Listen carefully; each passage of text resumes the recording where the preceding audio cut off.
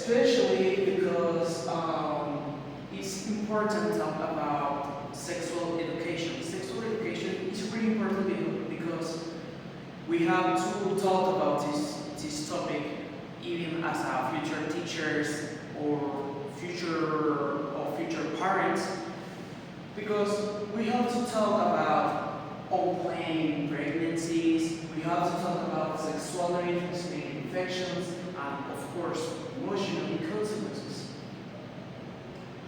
When we talk about sexual education, I like to talk about a TV show raised in Netflix. The TV show is called Sex Education, and it's a hilarious TV show. If you ask me, that TV show has tried to explain a great message.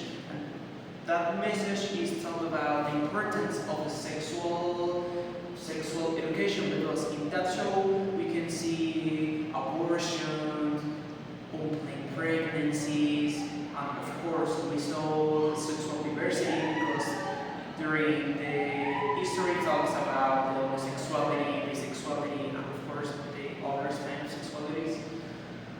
So it's important how even nowadays we have to be focused in that topic, in the risk and adolescent sexuality.